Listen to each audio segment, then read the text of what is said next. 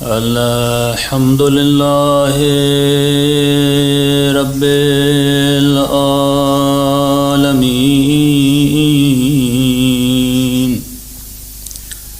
الحمد لله كما هو أهله. الصلاة والسلام على سيد المرسلين وخاتم النبيين أبي القاسم محمد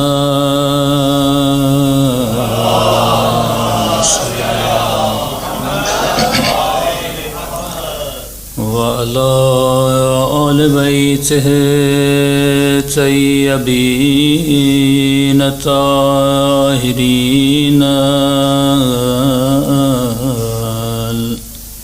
المعصومين. سب مل کے بآواز بلند دعا امام زمانہ. اللہم کل ولیک حجت بن الحسن صلواتک علیہ وعلی آبائہ فی هذه الساعة وفي كل وليا وحافظا وقائدا وناصرا ودليلا وعينا حتى تسكنه أرضك طوعا وتمتعه فيها طويلا برحمتك يا أرحم الراحمين. صلوات پڑھیں محمد.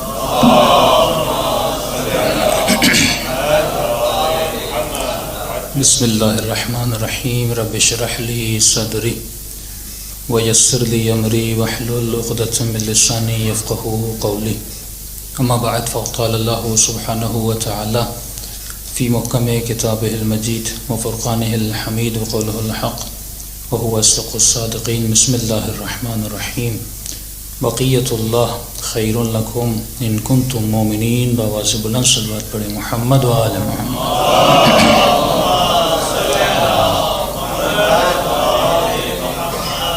پروردگار عالم ہم سب کی عبادتیں اپنی بارگاہ میں قبول فرما دے.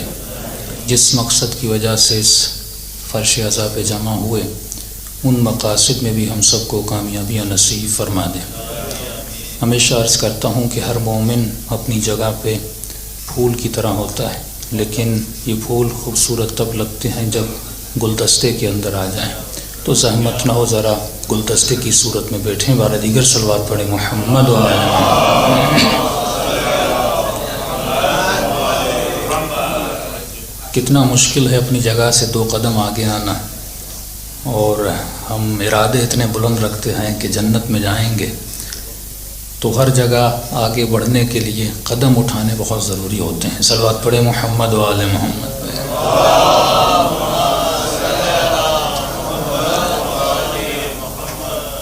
اکثر ہم شیعوں پر ایک اعتراض ہوتا ہے کہ چاہے دن ہو، رات ہو، دوپہر ہو یا آدھی رات ہو، جب دیکھو آپ لوگ ذکر اہل بیت کرتے ہو، کیونکہ مجلس کا کوئی ٹائم تو ہے نہیں. اگر ہمیں صبح وقت ملتا ہے تو صبح ذکر اہل بیت کرتے ہیں، اگر رات کو وقت ملا تو رات میں کر دیا. اگر گھر میں خدا نے خوشی دی، اولاد عطا کی، تو کہتے مولانا مجلس کروا دیجئے، کیونکہ اہل بیت کی طرف سے نعمت الہی نازل ہوئی ہے۔ اور اگر والد کا انتقال ہو گیا تو پھر بھی کہتے مولانا مجلس کر دیجئے، تاکہ جانے والے کے اوپر رحمت اہل بیت نازل ہو۔ اور یہاں کی تو روٹین نہیں ہے، لیکن پاکستان میں دن بھر جلسے ہوتے ہیں، ذکر اہل بیت ہوتا ہے۔ تو اعتراض کرنے والوں نے اعتراض کیا، کیا شیعوں کو زندگی میں کوئی اور کام نہیں؟ جب دیکھو علی علی کرتے رہتے ہیں، جب دیکھو ذکر اہل بیت کرتے رہتے ہیں۔ تو کیونکہ یہاں شاعر بھی موجود ہیں تو ایک شعر آپ کی خدمت میں بھی عرض کر دوں۔ تو شاعر نے ان کا بہت اچھا جواب دیا، کہا کیا بتاؤں تجھے ہے کدھر زندگی، کیا بتاؤں تجھے ہے کدھر زندگی، ہے علی جس طرف ہے ادھر زندگی۔ زندگی کی معنی کیا ہے؟ کہا کیا بتاؤں تجھے ہے کدھر زندگی، ہے علی جس طرف ہے ادھر زندگی، دیکھو ہرگز نہ چھوڑنا در مرتضیٰ علی، ورنہ ہو جائے گی در بدر زندگی۔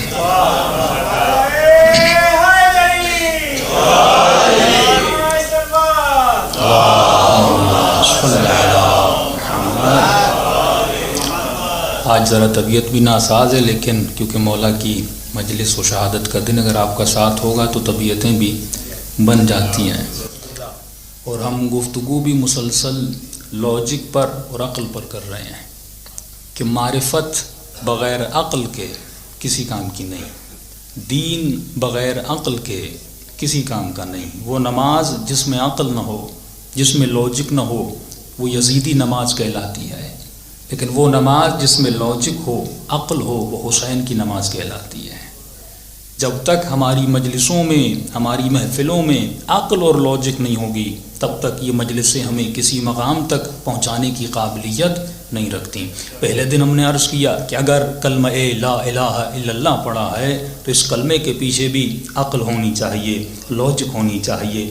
کب تک ہم پیدائشی مسلمان بنے رہیں گے، کب تک ہم پیدائشی شیعہ بنے رہیں گے، جب تک ہم اپنے مذہب کو عقل کے ذریعے سے ڈیفینڈ نہیں کریں گے، عقل کے ذریعے سے اس کا جواب نہیں دیں گے، تب تک آپ مختلف سوسائٹیز میں جائیں گے۔ آپ کا بچہ کل جوان ہوگا، یونیورسٹی جائے گا، جب اس سے سوال کیا جائے گا، اگر عقلانی جواب نہیں ہوگا یہ اپنے مذہب کا دفاع نہیں کر سکے گا۔ بہت سارے ایسے لوگ تھے جو ان کنٹریز میں مسلمان بن کر آئے لیکن اپنے دین کو کھو کر چلے گئے۔ پہلی نسلیں علی والی تھیں، لیکن سیکنڈ جنریشن اس مذہب سے دور ہو گئی۔ جب سیکنڈ جنریشن کا یہ حال ہے تو جب تھرڈ جنریشن آئے گی، ہم نے اس کا بندوبست کیسے کیا ہے؟ مولا فرماتے ہیں اگر مذہب کی بنیاد عقل پر ہو، اور جس دین میں عقل آ جائے، جس مذہب میں عقل آ جائے، جس کا دین لاجک کی بنیاد پر ہو، فرمایا اب اس کا ایمان پہاڑ کی طرح مضبوط ہو جاتا ہے۔ کائنات کا کوئی طوفان اسے ہلا نہیں سکتا،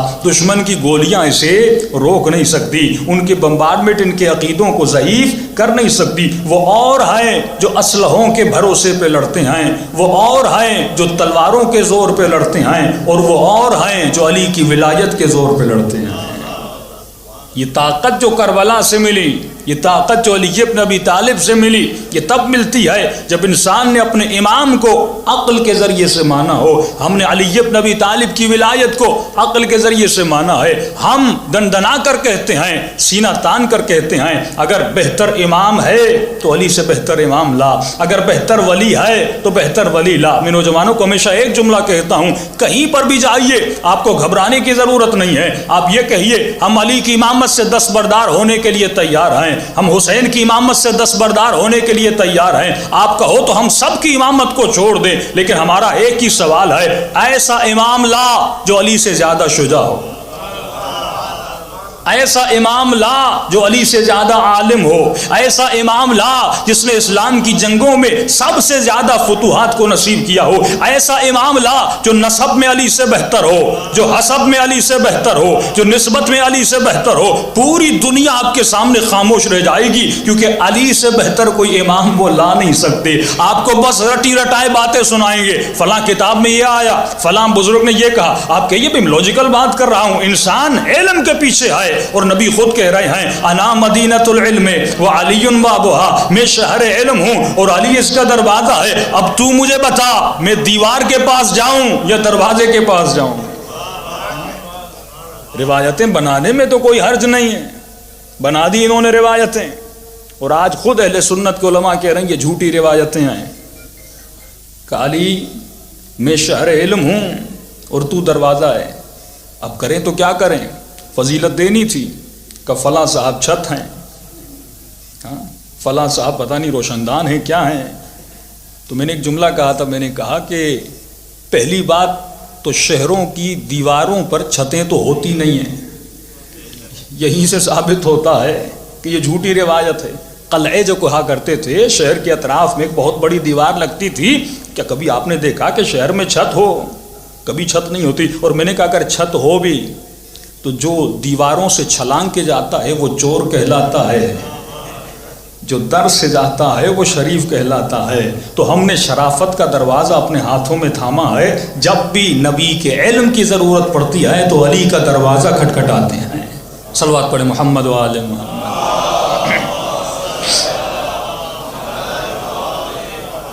تو جب تک آپ عقل سے اپنے دین کو نہیں مانیں گے، سب سے بڑا وجود پروردگار عالم کا وجود ہے، اللہ کے وجود کو عقل کے ذریعے سے ماننا ہے. اور عقل بتاتی ہے، سمپل سی آپ کو دلیل دیتا ہوا آگے بڑھوں. دیکھیے خدا اس کائنات کا خالق و مالک ہے. اب یہ ضروری نہیں کہ ہم انفسائز کریں اس کا نام اللہ ہے یا اس کا نام گاڈ ہے یا لارڈ ہے، وہ چھوڑ دیں. عقل انسانی کہتی ہے کسی نے کائنات کو بنایا ہے، کوئی بنانے والا ہے، اور جب بناتا ہے، میں نے ایک پکچر کی مثال دی تھی اسی دن، اگر بچے کو خدا کو سمجھانا ہے، چھوٹا سا بچہ ہے، اب اس کو ظاہر ہے فلسفیکل بحثوں میں تو ہم نہیں ڈالیں گے، بس اس کو بچپن میں ایک چیز سمجھا دینی ہے کہ بیٹا تمہارا کوئی بنانے والا ہے، جسے تمہیں ماننا ہے. اور میں نے کہا نماز پڑھتے ہیں، نماز تھینک یو ہے، نماز شکریہ پروردگار عالم ہے. ہم اللہ کا شکریہ کیسے ادا کریں؟ ہم نے خدا سے خود پوچھا، اے خدا جتنی نعمتیں تم نے مجھے عطا کی میں تمہارا احسان تو چکا نہیں سکتا. تو نے سورج بھی دیا، تو نے چاند بھی دیا، اتنے زیادہ اسٹارز بھی دیے، زمین پر چلنے کے لیے مٹی دی، کھانے کے لیے سبزیاں دی، پینے کے لیے پانی دیا، میری نگرانی کے لیے اور نگہداری کے لیے اتنے اچھے والدین دیے. خدا تو نے سب کچھ دیا. اب سوال یہ ہے میں تمہارا شکریہ ادا کیسے کروں؟ تو اللہ نے کہا اگر میرا شکریہ ادا کرنا چاہتے ہو تو صبح کو اٹھ جاؤ، 2 رکعت نماز پڑھ لو. اگر میرا شکریہ ادا کرنا چاہتے ہو تو اپنی جاب میں بزی ہو، اچانک میں تجھے بلا لیتا ہوں، آ جا 4 منٹ مجھے ٹائم دے دے. پھر تو اپنے گھر میں چلا جاتا ہے، اپنے کھانے میں اپنے ٹی وی پر بزی ہوتا ہے. پھر اچانک تجھے آواز دیتا ہوں، ایک رنگ دیتا ہوں، تمہارے ایمان کے دروازے کو ڈور کو نوک کرتا ہوں، آ جا 3 رکعت مجھے ٹائم دے دے. بس اتنا شکریہ ادا کر دے. پورا سال میں تجھے کہتا ہوں کھاتا رہے، لیکن سال میں 1 مہینہ ایسے آتا ہے میں چاہتا ہوں تو میری وجہ سے نہ کھائے. یعنی جو چیز حلال ہے میں کہوں تو وہ تیرے لیے حرام ہو جائے، جس کا پینا حلال ہے میں کہوں تیرے لیے حلال ہو جائے. دیکھیے دیکھنا حلال ہے، دائیں بائیں بھی آپ دیکھ سکتے ہیں، حلال ہے. کھانا پینا حلال ہے، لیکن جب آپ نماز میں کھڑے ہو جاتے ہیں اللہ کہتا ہے جیسے میں کہوں تیری نگاہیں ویسے دیکھیں، جیسے میں کہوں تیرے زبان سے وہ الفاظ نکلے. اب تو نہ رائٹ دیکھ سکتا ہے نہ لیفٹ دیکھ سکتا ہے، بس جیسے میں کہوں ویسے اسٹریٹ دیکھتا رہے، جہاں میں کہوں وہاں پر دیکھتا رہے. یعنی یہ خدا ٹریننگ دینا چاہتا ہے کہ جب تو 2 منٹ دن میں ایسے کھڑا رہے جیسا میں کہوں. اب یہ ٹریننگ ہو جائے گی جب صبح 2 رکعت نماز پڑھ کے گھر سے نکلے گا. گھر سے نکلنے سے پہلے میں نے تجھے 2 منٹ ایک ٹریننگ دی تھی کہ 2 منٹ نماز میں ایسے کھڑا رہنا ہے جیسے میں کہوں. اب 7 گھنٹے جب جاب پہ جاتا ہے تو جاب بھی ایسے کرنی ہے جیسے میں تجھے کہوں، واک بھی ایسے کرنی ہے جیسے میں تمہیں کہوں. پھر خدا کہتا ہے شاید زمانے میں جا کر تمہارے وجود میں تھوڑی سی غفلت آ جائے، تھوڑا سا تو بھول جائے، 2 رکعت نماز کو بھول جائے. پھر میں دوپہر کو نماز ظہر میں تجھے نوک نوک کرتا ہوں، پھر تجھے یاد دلاتا ہوں تجھے کھڑا کیسے رہنا ہے، تجھے دیکھنا کیسے ہے، تجھے اپنے حرکات و سکنات کو کیسے نظم دینا ہے. تو جب زندگی ایسے حرکات و سکنات کے نظم میں آ جائے گی، اور یہ زندگی تب آتی ہے جب ہم پروردگار عالم کی آواز کو سمجھیں گے. اب یہاں سے اہل بیت کے وجود کی تھوڑی سی دلیل دینا چاہتا ہوں کہ ہم نے اپنا امام اسے مانا جو عالم ہو. نبی خدا نے خود کہا کہ انا مدینۃ العلم وعلی بابها، میں شہر علم ہوں اور علی اس کا دروازہ ہے. تھوڑا سا لاؤڈ اوپر کر دیں، صلوات پڑھیں محمد و آل محمد.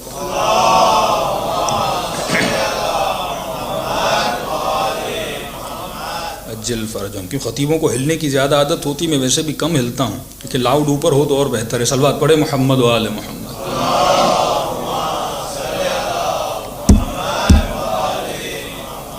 بارہ دیگر صلوات پڑھے محمد و آل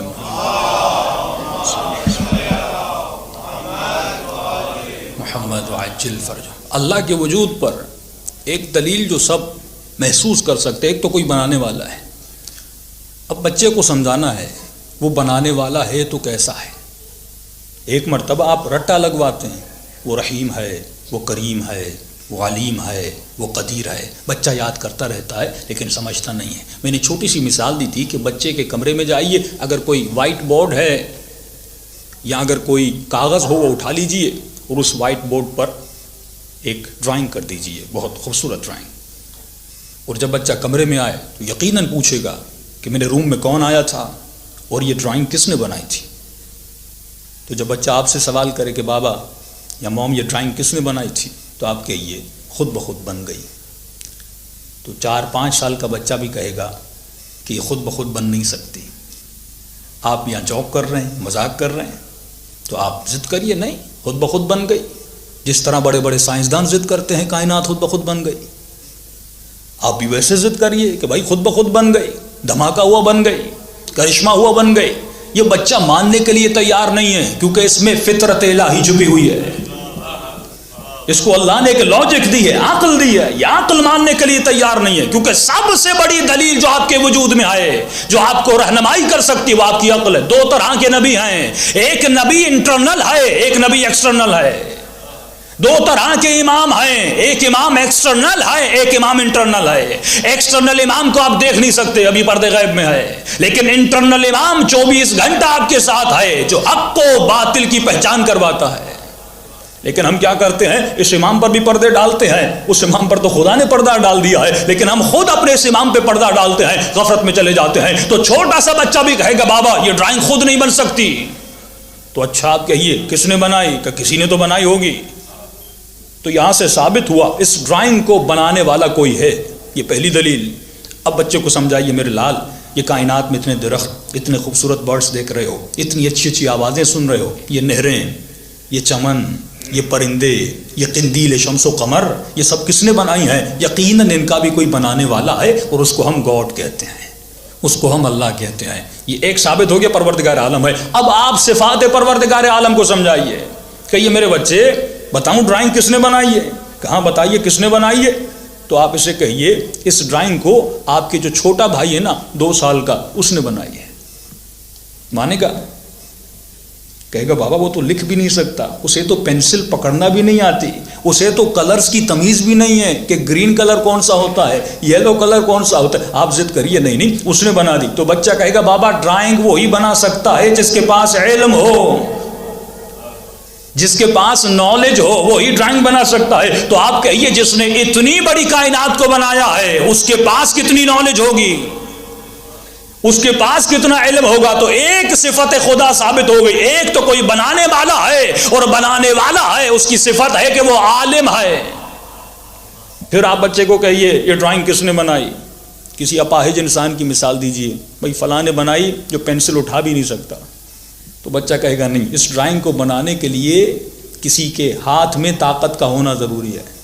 جب تک میرے ہاتھ میں طاقت نہیں ہے، جب تک میں پینسل کو اٹھانے کی طاقت نہیں رکھوں گا ڈرائنگ نہیں بنا سکتا۔ تو تیسری صفت بھی ثابت ہو گئی، جس نے اس ڈرائنگ کو بنایا ہے وہ طاقتور بھی ہے، اس میں قدرت بھی ہے۔ یعنی چھوٹے سے بچے کو چند مثالیں دے کر آپ پروردگار عالم کو سمجھا سکتے ہیں۔ اب جب اس کی توحید مضبوط ہو گئی، اب اسے امامت بھی سمجھ میں آ جائے گی۔ اب جب کسی نے کائنات کو بنایا ہے، اے میرے بچے، اے میرے لال، وہ کائنات میں آ تو نہیں سکتا۔ اب جس نے کائنات کو بنایا ہے، یقیناً اتنی نظم والی کائنات کو بنانے کے بعد وہ کسی منظم کو بھیجے گا، اپنی پہچان کروانے کے لیے کسی کو بھیجے گا۔ جس نے اتنے بڑے ادارے کو بنایا، یقیناً اس ادارے کو کسی مقصد کی وجہ سے بنایا ہے، یقیناً آپ کسی مقصد کی وجہ سے اس ادارے میں آئے ہیں، تو اس مقصد کو بیان کرنے کے لیے کسی کا ہونا تو ضروری ہے، اور اسی مقصد کائنات و خلقت کو بیان کرنے کے لیے کبھی وہ آدم کو بھیجتا ہے، کبھی وہ نوح کو بھیجتا ہے، کبھی وہ ابراہیم کو بھیجتا ہے، کبھی وہ مصطفیٰ کو بھیجتا ہے، کبھی علی المرتضیٰ کو بھیجتا ہے، کبھی حسن مجتبیٰ کو بھیجتا ہے، کبھی حسین شہید کو بھیجتا ہے۔ یہ جتنے امام ہیں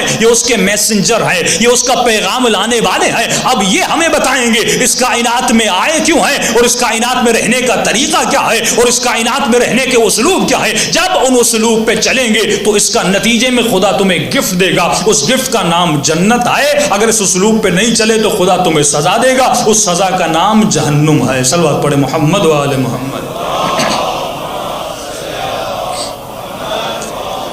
محمد وعجل فرجہ. بہت آسان طریقوں سے آپ دین کو سمجھ سکتے ہیں، لیکن سوال یہ ہے انسان سوچے. کئی آیتیں قرآن کی ہیں، یہ ماہ قرآن ہے. بارہا قرآن کہتا ہے افلا یعقلون، اے انسان اپنی عقل سے استفادہ کیوں نہیں کرتا؟ افلا یتفقہون، تو تفقہ کیوں نہیں کرتا؟ لہم آذان لا یسمعون، میں نے کان تو دیے ہیں لیکن یہ سنتا نہیں ہے. میں نے آنکھیں تو دی ہیں لیکن یہ دیکھتا نہیں ہے. میں نے اس کے وجود کو سمجھنے اور پرکھنے کے لیے بنایا لیکن یہ انسان سوچتا نہیں ہے. یہ درخت کے سامنے سے گزر جاتا ہے لیکن اتنا نہیں سوچتا اس درخت کو رنگ کس نے دیا، کلر کس نے دیا، ان پتوں کو بنانے والا کون ہے، اتنی حسین کائنات کو بنانے والا کون ہے. اسی لیے مولا علی فرماتا ہے انسان تو اپنے ظاہر کو تو دیکھ رہا ہے لیکن کبھی کبھی اپنے باطن میں سوچا کر کہ ظاہر کو چلانے والا تو ہے لیکن تیرے باطن کو چلانے والا وہ ہے. تیرے دل کو کس نے آرڈر دیا، یہ ایک سیکنڈ میں کتنی مرتبہ یہ ہارٹ بیٹ تمہاری چلے گی. تمہارے جگر کو کس نے آرڈر دیا، تمہاری کڈنیز کو کتنے آرڈر دیا. یہ لقمے جو اپنے پیٹ میں ڈالتا ہے، یہ لقمہ جب تمہارے معدے میں جاتا ہے، اس لقمے کو کس نے آرڈر دیا،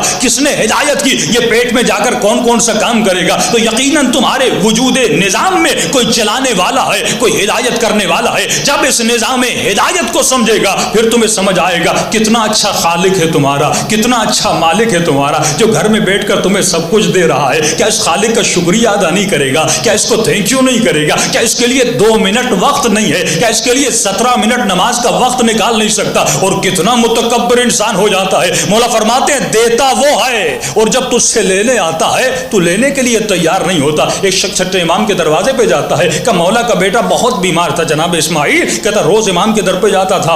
امام بیٹے کے لیے کبھی کوئی حکیم لاتے تھے، کبھی کوئی طبیب لاتے تھے. ایک مرتبہ مولا کے دروازے پہ دستک دی، دروازہ کھولا. امام کے چہرے پر عجیب سا سکون تھا. میں نے سمجھا مولا کا بیٹا ٹھیک ہو گیا. میں نے کہا مولا اسماعیل بخیریت ہیں؟ امام نے فرمایا انا للہ وَإِنَّا إِلَيْهِ راجعون، میرا بیٹا دنیا سے جا چکا. تعجب سے پوچھنے لگا مولا جب بیٹا زندہ تھا آپ کے چہرے پر پریشانی تھی، جب بیٹا دنیا میں رہا ہی نہیں تو آپ کے چہرے سے پریشانی چلی گئی. مولا اس کی وجہ کیا ہے؟ اگر میرا بیٹا مر جاتا میں آہ بکا کرتا، میں گریا کرتا، لیکن آپ کا بیٹا جب دنیا میں تھا پریشانی تھی. مولا آج دنیا میں نہیں ہے، آپ کے چہرے پر اتنا سکون کیوں ہے؟ امام فرماتے ہیں وہ میرا تھا کب؟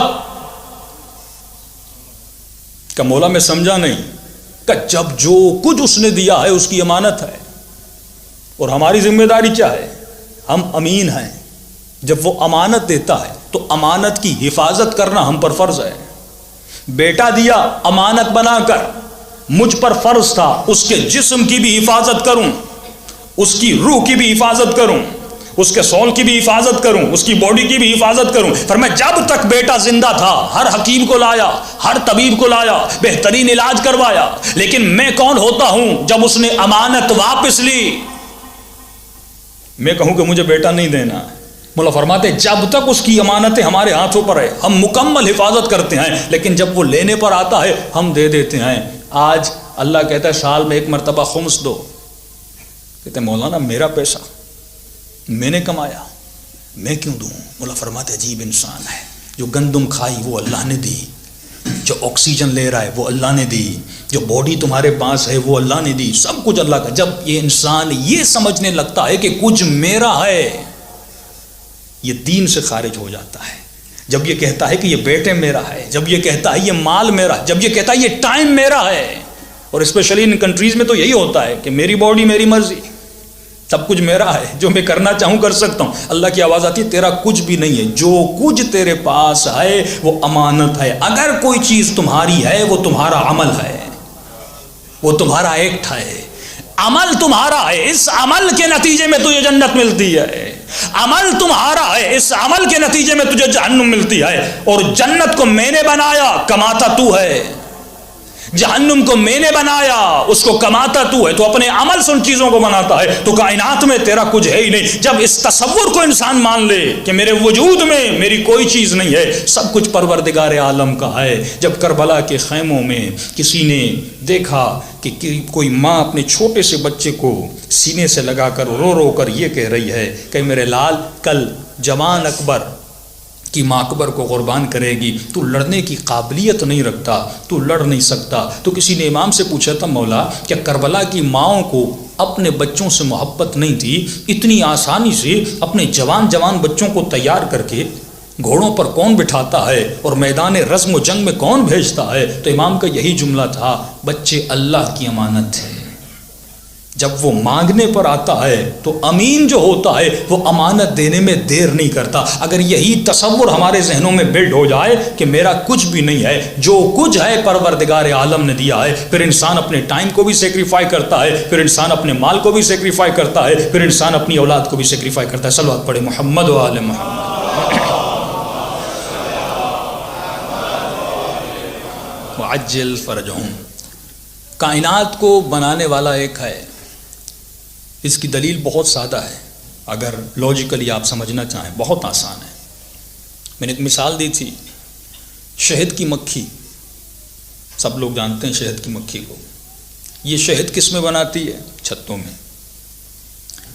آپ پاکستان چلے جائیے، انڈیا چلے جائیے، افریقہ چلے جائیے، یو ایس چلے جائیے، کائنات کی کسی بھی کنٹری میں چلے جائیے، لاکھوں کروڑوں شہد کی مکھیاں ہیں۔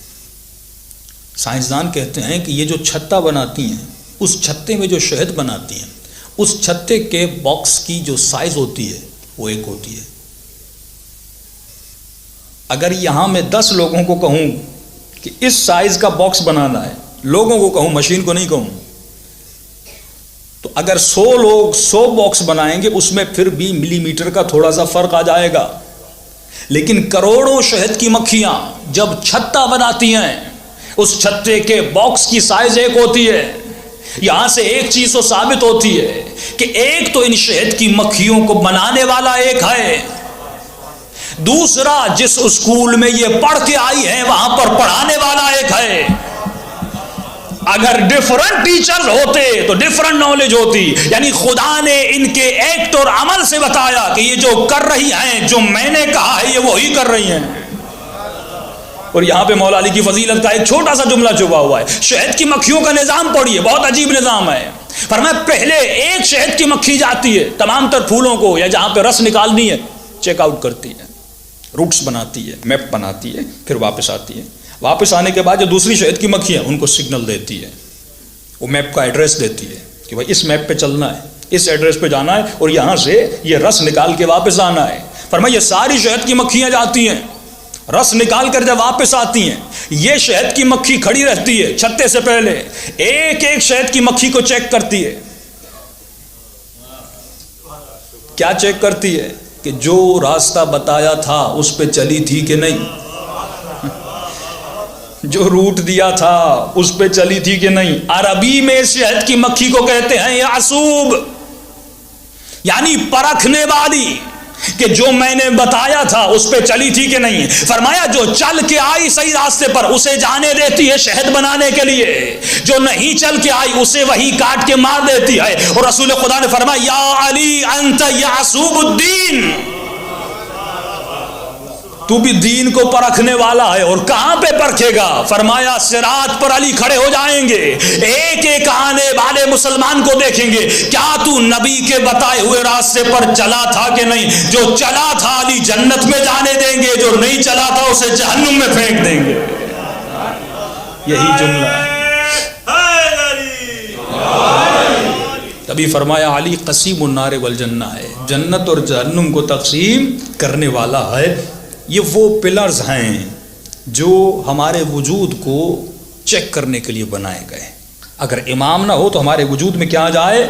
غفلت آ جائے۔ امام لوگوں کو بیدار کرنے کے لیے موجود تھے، اور امام زمانہ بھی ہمارے وجود کی بیداری کے لیے موجود ہیں۔ تو توحید کو انشاءاللہ آپ لوگ سمجھ گئے ہوں گے، لیکن اب تھوڑا سا امامت پر آتے ہیں۔ فرمایا جب تک اپنے عقیدوں کا دفاع اپنی عقل سے نہیں کرتے تب تک آپ کے عقیدے مضبوط نہیں ہوتے۔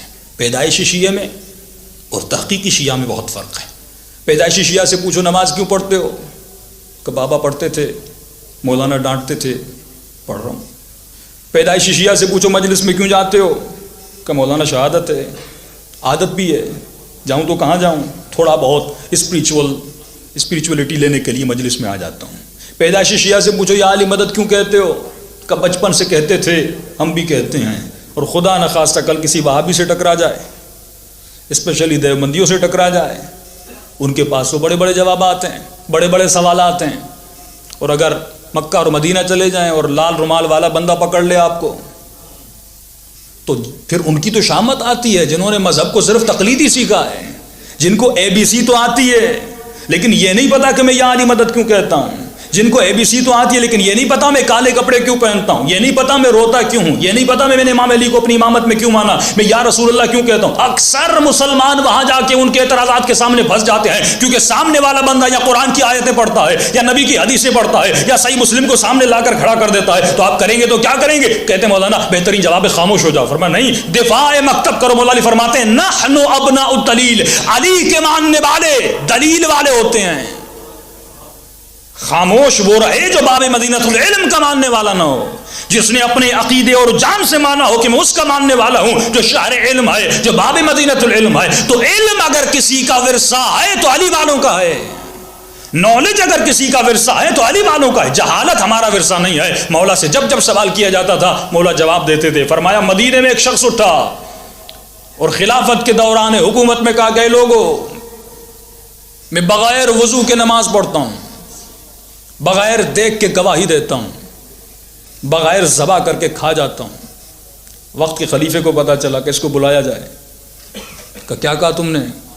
کہ بغیر دیکھ کے نماز، بغیر وضو کے نماز پڑھتا ہوں، بغیر دیکھ کے گواہی دیتا ہوں اور بغیر ذبح کر کے کھا جاتا ہوں۔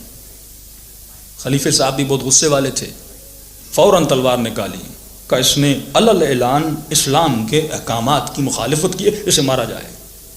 جیسے اس بیچارے کو سزا دینے لگے تو سلمان کی آواز بلند ہوئی کہ صبر کرو، باب مدینۃ العلم کو بلاتا ہوں۔ شاید تمہارے فتویٰ میں اور قضاوت میں کمی رہ گئی ہو کہ سلمان مشکل مسئلے ہوتے ہیں تو ہم علی کو ویسے خود ہی بلا لیتے ہیں، لیکن اتنا سادہ سا مسئلہ ہر مسلمان کو پتا ہے کہ بغیر وضو کے نماز نہیں ہوتی، بغیر ذبح کر کے کوئی کھا نہیں سکتا، بغیر دیکھ کے گواہی دینے کا کتنا گناہ ہے۔ کہ پھر بھی علی کو بلائیں، کہ ٹھیک ہے آج بلا لیجیے، آج ہمارا فیصلہ سچا ثابت ہوگا۔ مولا علی آئے، جیسے امام نے فرمایا تیرا فیصلہ غلط تھا، یہ جو کہہ رہا ہے صحیح کہہ رہا ہے۔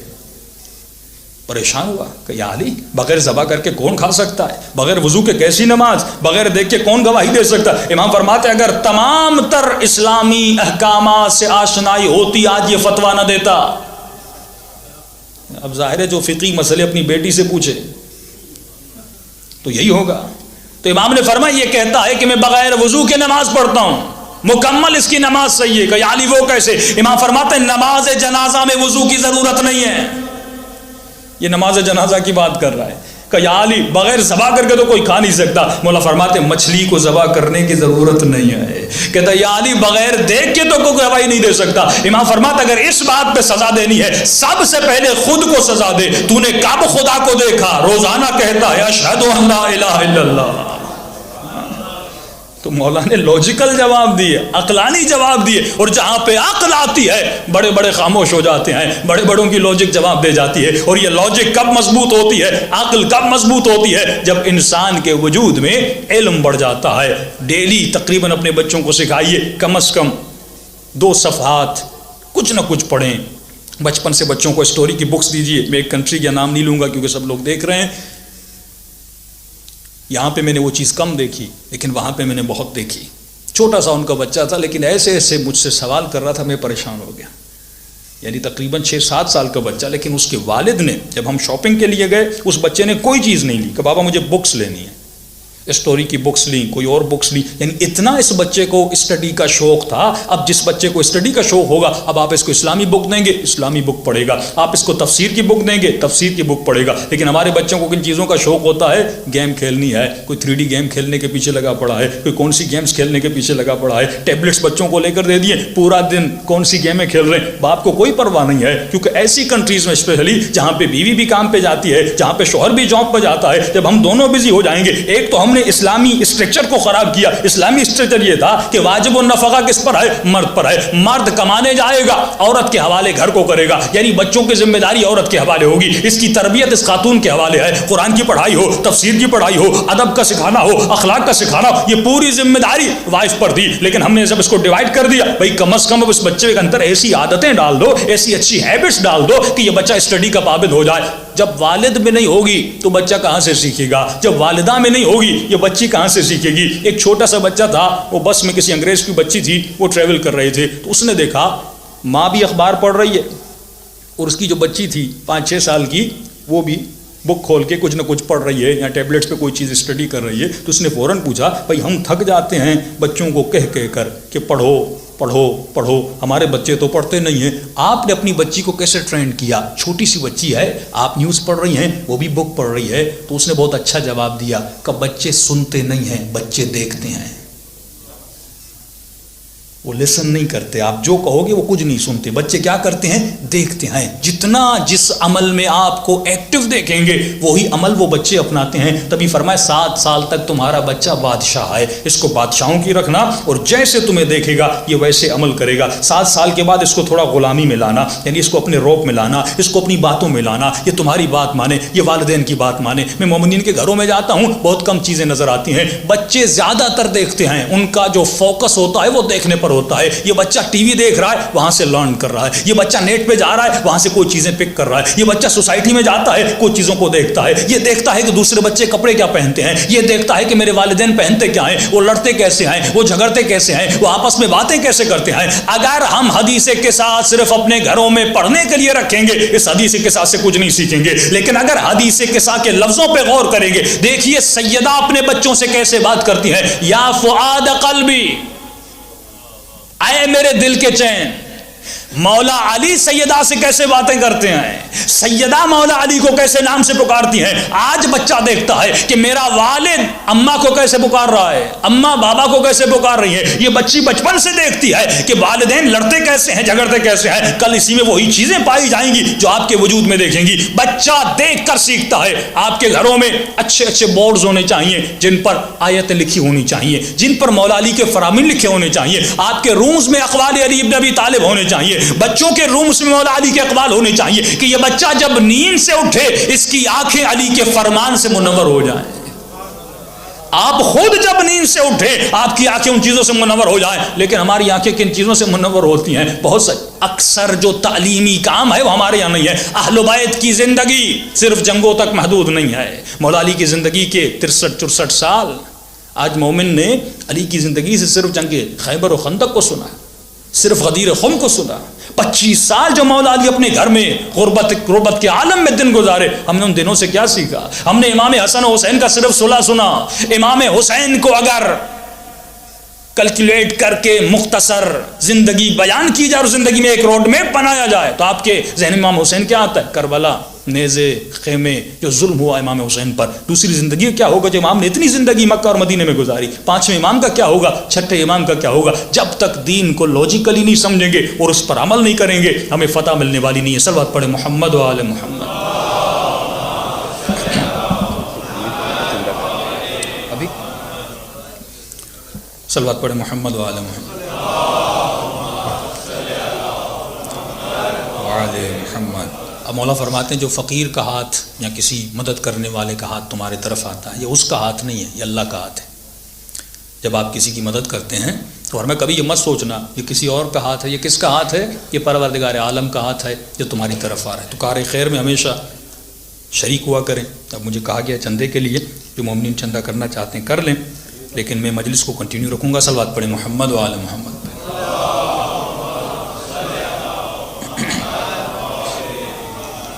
بارہ دیگر صلوات پڑھیں محمد و آل محمد۔ وعجل فرجهم۔ ایک چھوٹی سی مثال دوں گا کیونکہ آج وقت کم پڑ گیا۔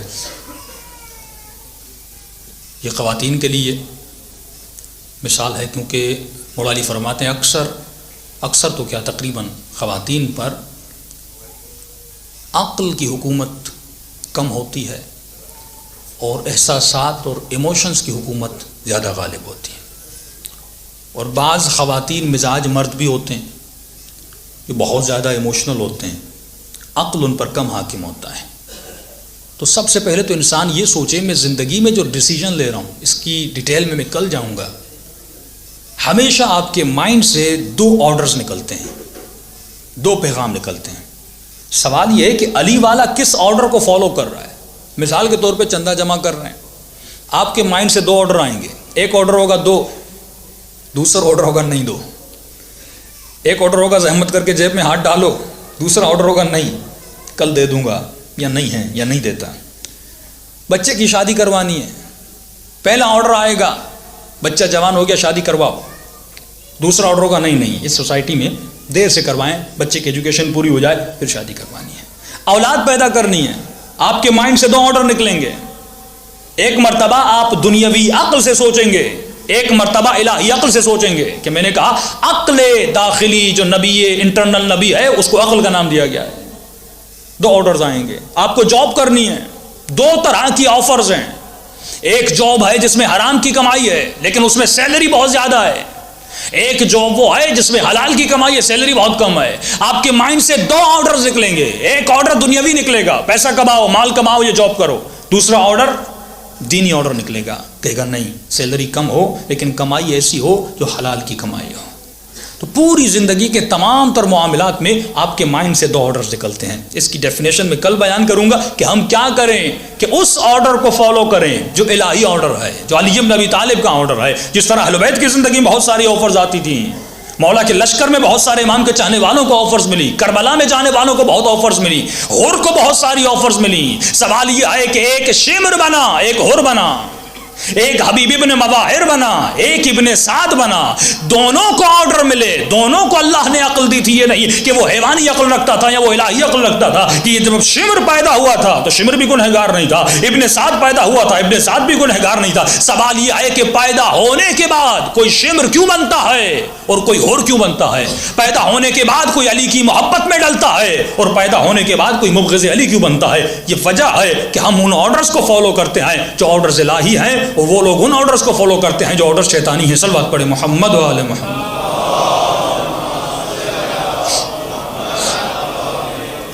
تو ہمیں اپنی زندگی میں عقل الہی کو مضبوط کرنا ہے. جو لاجک الہی لاجک ہے، جو علی بن ابی طالب کی لاجک، اسے مضبوط کرنا ہے. ایک مثال دوں گا اور مسائل کی طرف چلوں گا، ٹائم آج بہت ہو گیا.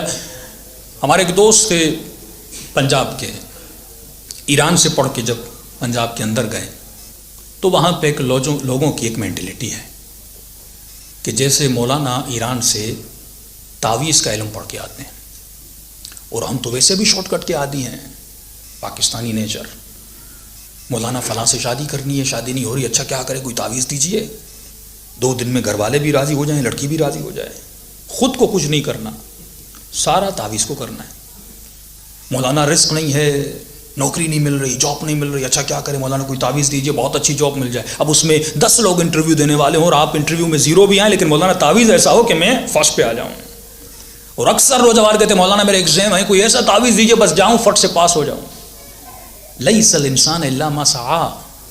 یہاں پہ انگریز محنت کرے گا اسے اللہ کامیاب کرے گا، مسلمان محنت کرے گا اسے اللہ کامیاب کرے گا. جب اس کا نام ہی عادل ہے، وہ عدل کرنے والا ہے، وہ یہ نہیں دیکھے گا یہ اپنا ہے یا دوسرا ہے، وہ یہ دیکھے گا کس نے محنت کی اور کس نے محنت نہیں کی. جنت اور جہنم کا تصور بھی یہی ہے، جو محنت کرے گا نتیجہ جنت ہے، جو سختی اور کوشش کو برداشت کرے گا اس کا نتیجہ بہت اچھا ہے. تو کہتے ہیں مولانا میں جیسے واپس گیا، اور جو مولانا نماز پڑھائے، فقہی احکام بتائے، اس کی تو اس معاشرے میں اتنی ویلیو ہوتی نہیں. اور رشک ان کے دروازے پر ہوتا ہے جو تعویذ دیتے ہیں، جو شارٹ کٹ کے راستے سکھاتے ہیں اور بتاتے ہیں. اور خواتین کی عقلوں پر میں نے بتایا ایموشن زیادہ حاوی ہوتے ہیں. کم آ گئی دروازے پہ دستک دی کہ مولانا گھر میں بہت بڑا مسئلہ ہے. کہ کیا ہوا؟ کہ مولانا میری سانس جو ہے مجھ سے بہت لڑتی ہے، جھگڑتی ہے، صبح سے شام تک مجھے برا بلا کہتی ہے. تو اچھا کہ میں نے سمجھانا شروع کیا، اخلاق اچھا کرو، رفتار اچھی کرو، بزرگ عورت ہے اس کا احترام کرو، اس کا دل جیتو. کہ نہیں مولانا کچھ نہیں ہو رہا. اچھا آپ میرے پاس کیوں آئی ہیں، میں کیا کر سکتا ہوں، آپ کی سانس کو میں سمجھاؤں؟ کہ نہیں مولانا سمجھانا بھی نہیں ہے، کرنا کیا کہ مولانا تعویذ دیجیے. ایسا تعویذ بس کھلاؤں یا کچھ کروں وہ میری تابع ہو جائے، مجھے برا بلا نہ کہے، گھر میں سکون اور شانتی رہے گی. تو مولانا کہتے ہیں امام کا فرمان ہے کلموا الناس بقدر عقولہم. لوگوں کی جتنی عقلیں اتنی بات کرو، جتنی عقل ہے، جتنا ظرف ہے اتنا پانی ڈالو. اب ظاہر ہے سلمان کا جتنا ظرف تھا علی نے اتنا علم دیا. یہ گلاس ہے نا، پانی زیادہ ڈالوں گا بھر بھی جائے گا، بہہ بھی جائے گا، تو پانی ضائع ہو جائے گا. جتنا آپ اپنے ظرف کو بڑھائیں گے اہل بیت اتنا علم دیں گے. جتنے اپنے دل کے ایمان کے ظرف کو بڑا کریں گے اتنا امام حسین اس میں معرفت ڈالتے جائیں گے. جب ہمارا ظرف ہی چھوٹا ہے, ہم نے اپنے ظرف کو بڑا کیا بینک بیلنس کے لیے, ہم نے اپنے ظرف کو بڑا کیا دنیا کے لیے. میں ہمیشہ ایک چھوٹی سی مثال دیتا ہوں, میں کہتا ہوں بینک بیلنس جو آپ بڑھاتے ہو 1, ٹھیک ہے, اس 1 کے آگے 0 لگاتے جاؤ. جتنے 0 بڑھیں گے اتنی دولت بڑھے گی. تو ہماری دولت کی وقت ہی 0 ہے, اور 0 کے سامنے 1 ہٹا دو تو 0 بھی کچھ نہیں ہے. جب تک وہ 1 نہیں ہوگا تب تک تمہارے وجود میں طاقت نہیں بڑھتی. تو ظرف کو بڑھائیے, اپنے ظروف کو بڑھائیے, اسپریچول ظروف کو بہت زیادہ بڑا کریے, اس میں اہل بیت اپنی معرفت کو ڈالتے ہیں. تو مولانا کہتے ہیں, امام کا فرمان تھا کلموا الناس بقدر عقولہم, لوگوں سے اتنی بات کرو جتنی ان کی عقل ہو. کہ اس کو جتنے بھی فرامین بتاؤں یہ سمجھے گی تو نہیں. کہ اس کا حل تعویذ ہی ہے, اس کو تعویذ ہی سمجھا جا سکتا ہے. مولانا کہتے ہیں میں نے ایک کاغذ کا ٹکڑا دیا اور بند کر کے اس خاتون کے حوالے کیا. میں نے کہا دیکھو اس میں بہت بڑا اثر ہے. کہ مولانا اس کا کرنا کیا ہے؟ پنکھے پہ باندھوں, پتھر کے نیچے دوں, جلاؤں, تیل لگاؤں, مالش کروں, اس کی کروں تو کیا کروں؟ تو مولانا نے کہا کچھ نہیں کرنا. جیسے گھر میں جھگڑا اسٹارٹ ہو جائے, آپ کی سانس بولنا شروع کر دے, تو اس تعویذ کو دانتوں کے نیچے دینا, اور جتنا وہ لڑے اتنا دبانا, جھگڑا ختم. مولانا کہتے ہیں یہ گئیں, چند دنوں کے بعد واپس آئیں. کہ پہلے تو میری کوئی عزت ہی نہیں تھی, نہ کوئی پوچھنے والا تھا, لیکن اب جب یہ خاتون آئی تو لسی بھی لے کر آئی, چاول کی روٹی بھی لے کر آئی, مکھن بھی لے کر آئی. میں نے کہا کیا ہوا بھائی, اتنے مزے ہو گئے؟ کہ مولانا آپ کے تعویذ نے جو اثر دکھلا دیا. کہ کیسا اثر؟ کہ مولانا اب کوئی گھر میں جھگڑا نہیں. کہ اچھا تو نے کیا کیا؟ کہ بس وہ لڑنا شروع ہو جاتی ہے, میں تعویذ کو دانتوں کے نیچے دیتی ہوں اور زور سے دبانا شروع کر دیتی ہوں. مولانا نے کہا ذرا تعویذ دو گی, اتنا اثر والا تعویذ ہے, میں بھی دیکھوں. دیا تو میں نے ہے. کہا مولانا تعویذ حاضر ہے, اس کو ہمیشہ جیب کے ساتھ رکھتی ہوں اور سنبھال کے رکھتی ہوں, جب بھی مسئلہ ہو یہ دانتوں کے نیچے دے دیتی ہوں. مولانا نے تعویذ کو واپس لیا اور مولانا نے تعویذ کو کھولا. جب کھولا اور خاتون کے حوالے کیا, اس کے اندر کچھ بھی نہیں لکھا تھا. فوراً غصے میں آئی, مولانا آپ میرا مذاق اڑا رہے ہیں. کہ تو اپنا مذاق اڑا رہی ہے, میں نے لکھا تھا. اثر ہوا کہ نہیں؟ کہا مولانا اثر تو ہوا. کہ ذرا سوچ کے بتا, لوجیکلی سوچ کے بتا, سفید کاغذ میں اتنا اثر کہاں سے ہوا؟ کہتی مولانا مجھے بھی سمجھ نہیں آ رہا, لیکن یقین تو ہے کہ اثر تو ہوا. تو مولانا فرماتے یہ تعویذ کا اثر نہیں تھا, یہ علی کے فرمان کا اثر تھا. اگر تو پہلے دن سے مولا کے فرمان پہ عمل کرتی. کہ مولانا کیسا فرمان؟ مولا علی فرماتے جب بھی کوئی تمہیں برا بلا کہے, جب بھی تم سے لڑے, بہترین کام یہ ہے کہ خاموش ہو جا, سائلنٹ, چپ ہو جا. کہ پہلے کیا ہوتا تھا, جب وہ تمہیں 1 سناتی تھی تو 2 سناتی تھی. اب ظاہر ایک بال کو پکڑیے, تیز دیوار پہ ماریے, جتنا تیز مارو گے اتنا پلٹ کے آئے گا. جب وہ پہلے تم سے لڑتی تھی تم اس بوڑھی خاتون کو اور جواب دیتی تھی, وہ 4 جواب دیتی تھی, پھر جھگڑا, پھر برتن بھی ٹوٹتے تھے. اب کیا ہوا, اس خاتون نے تمہیں کچھ کہا, تو نے تعویذ کو دانتوں کے نیچے دیا. جب دانت دانتوں سے ملتے رہے تو تمہارے منہ سے الفاظ کیسے نکلتے. تو وہ بھی سمجھنے لگی میری بہو کتنی با اخلاق ہو گئی ہے, میں اتنا برا بلا کہہ رہی ہوں لیکن مجھے ایک جواب بھی نہیں دے رہی. جب رپلائی نہیں آیا وہ بیچاری بھی کیا ہو گئی, خاموش ہو گئی. جھگڑا وہیں پر ہوتا ہے جب وہاں پر ہم بہت زیادہ رپلائی دیتے ہیں. تو مولا علی کے فرامین پہ اگر ہم عمل کرتے تو ہماری آخرت بھی جنت بنتی اور دنیا بھی جنت بن جاتی. صلوات پڑھے محمد و آل محمد.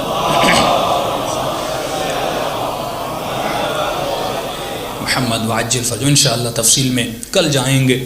اپنی لاجک, اپنی عقل کو اہل بیت کے فرامین کی روشنی میں اگر مضبوط کیا جائے. بہت افسوس کا مقام ہے 70 سال زندگی گزر جائے لیکن اب بھی اس انسان سے پوچھا جائے کتنا علی کو جانتے ہو, کتنا علی کو پہچانتے ہو. بہت کم ہم اپنے اماموں کو جانتے ہیں. وہ کل بھی غریب تھے, وہ آج بھی غریب ہیں. پورا مجمع نہج البلاغہ کو جانتا ہے.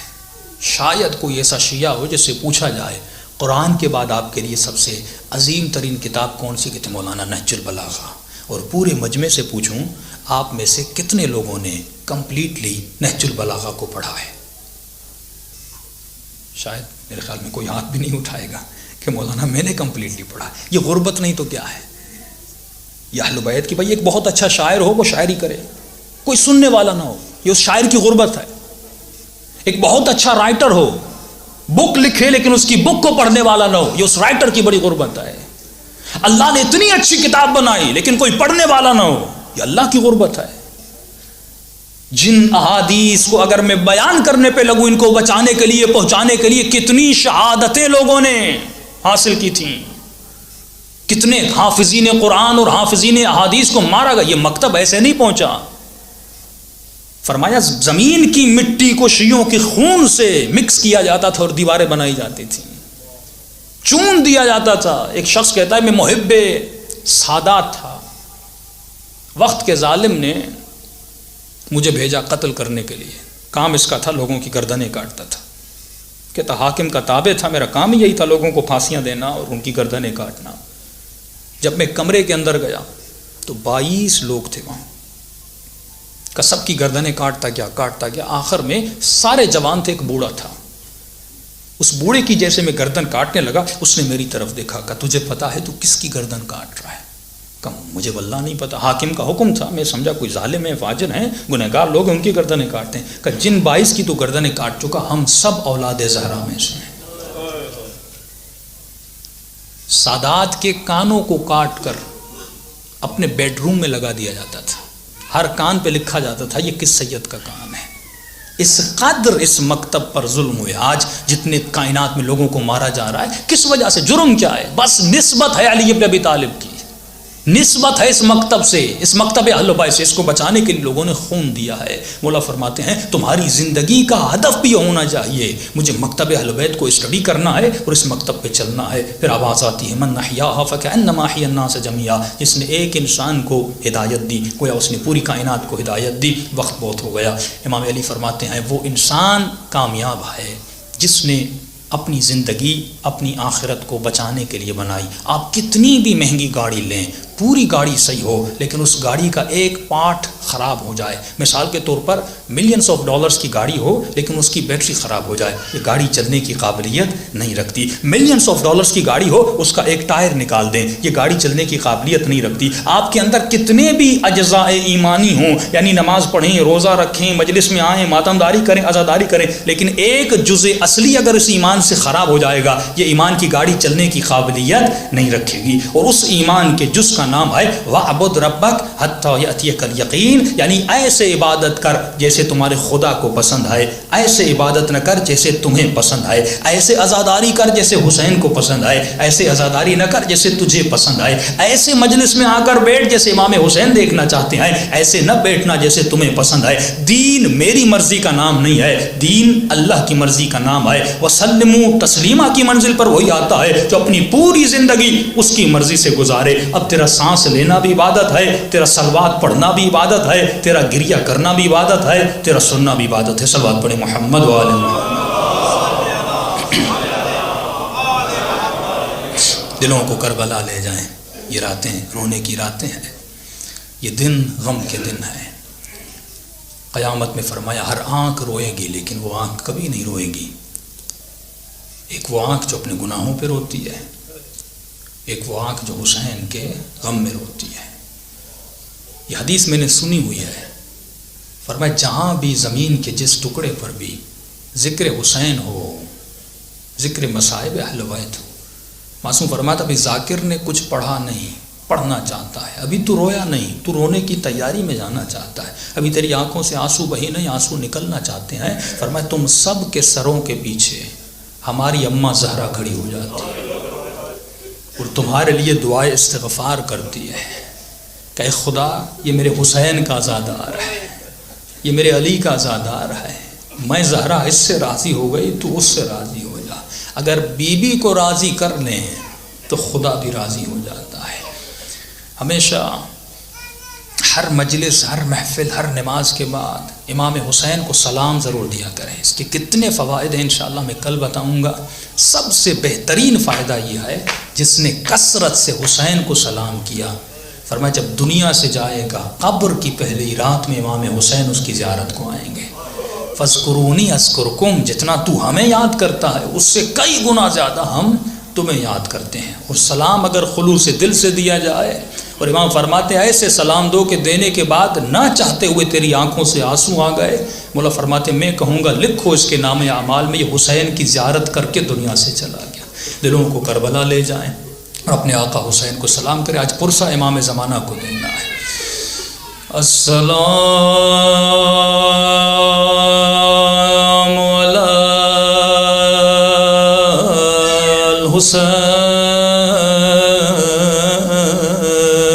الحسین وعلی علی ابن الحسین. کم از کم جب لفظ حسین آئے تو سب کی صدائیں بلند. وعلی اولاد الحسین وعلی اصحاب الحسین. آوازیں بہت کم ہیں، سب مل. السلام علی الحسین وعلی علی ابن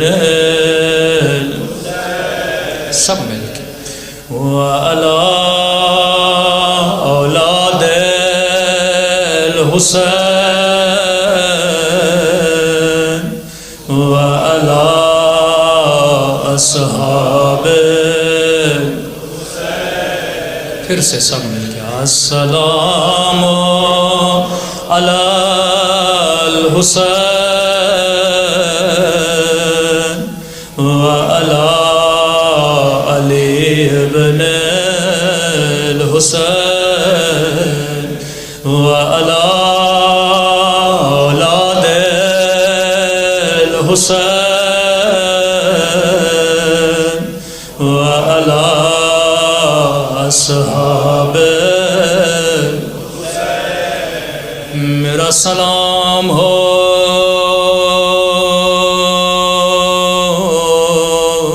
بندھے ہوئے ہاتھوں پہ. میرا سلام ہو خشک ہونٹوں پہ. اب روزے میں ہیں تو یقیناً پیاس کو محسوس کر سکیں گے. میرا سلام ہو ان ہونٹوں پہ جن پہ ظالم چھڑی مار رہا تھا.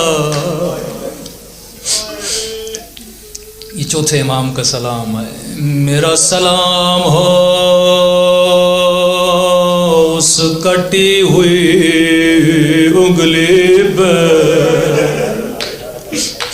جسے ظالم نے کاٹ دیا تھا. میرا سلام ہو ان نیلے رخساروں پہ جس پہ ظالم تماچے مار رہا تھا. آپ کو تاریخ میں یتیم بہت ملیں گے لیکن کہاں زینب کی یتیمی اور کہاں سکینہ کی یتیمی. اس بی بی کی یتیمی بڑی عجیب ہے. بی بی زینب کا لقب اکثر لوگ کہتے ہیں ثانیہ زہرا، لیکن بی بی کا لقب ہے ثانیہ ختیجۃ الکبریٰ. اگر کسی کا لقب ثانیہ زہرا بنتا ہے تو وہ سکینہ کا بنتا ہے، کیونکہ جناب سیدہ بھی جوانی میں یتیم ہوئی، سکینہ بھی بچپنے میں یتیم ہوئی. جناب سیدہ کو جوانی میں شہادت ملی، جناب سکینہ کو بچپنے میں شہادت ملی. جناب سیدہ کا پہلو بھی ٹوٹا اور جناب سکینہ کی کمر بھی جھکی. روایت کے جملے ہیں جب یہ بچی قافلے میں چلتی تھی تو بڑی حسرت سے بابا کے سر کو دیکھتی تھی، رو رو کر کہتی تھی بابا اپنی آنکھوں کو کھولو. کیا باپ بھی بیٹی سے شرم کرتا ہے؟ کہتی تھی بابا اپنی آنکھوں کو کھولو. ذرا اپنی یتیم سکینہ کو دیکھو بابا، ذرا میرے سفید بالوں کو دیکھو بابا، دادی زہرا کے بال جوانی میں سفید ہو گئے، پر میرے بال بچپنے میں سفید ہو گئے۔ بابا ذرا اپنی آنکھوں کو کھولو، ذرا میری جھکی ہوئی کمر کو دیکھو بابا، دادی زہرا کی کمر جوانی میں جھک گئی تھی، لیکن شمل نے مجھے اتنے تازیان مارے کہ بابا میری کمر بچپنے میں جھک گئی۔ کسی نے چوتھے امام سے پوچھا، مولا شمر کی اپنی بچیاں بھی تو ہوں گی، لیکن یہ ظالم سکینہ کو اتنا کیوں مارتا تھا؟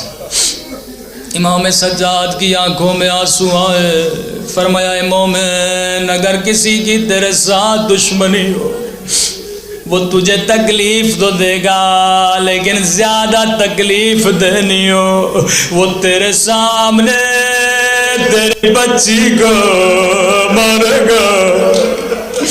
فرمایا ملوک کو پتا تھا ہم سکینہ سے کتنا پیار کرتے ہیں، جب میرے دل کو دکھانا تھا یہ سکینہ کو تماچے مارتا تھا، جب زینب کے کلیجے کو جلانا تھا یہ سکینہ کو تادیان مارتا تھا۔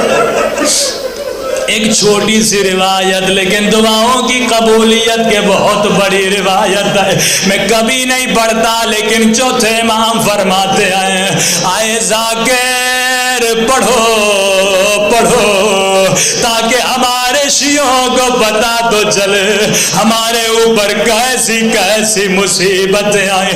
امام فرماتے ہیں 11 محرم کا دن تھا، سکینہ سجاد کی گود میں بیٹھی تھی، ملعون نے حکم دیا سب بیبیاں 2 ہو کے 3 ہو کے اونٹوں پہ سوار ہو۔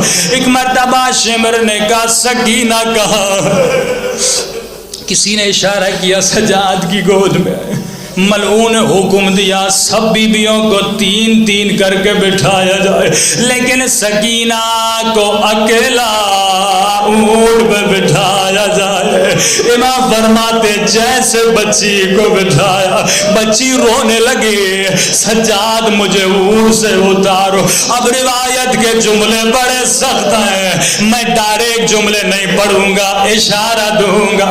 فرمایا جب بچی نے رونا شروع کیا یہاں ملعون نے حکم دیا بچی کو اونٹ پہ ایسے بٹھایا جائے او جیسے سامان باندھا جاتا ہے۔ امام فرماتے یا اونٹ چلتا تھا یہاں بچی کا سینہ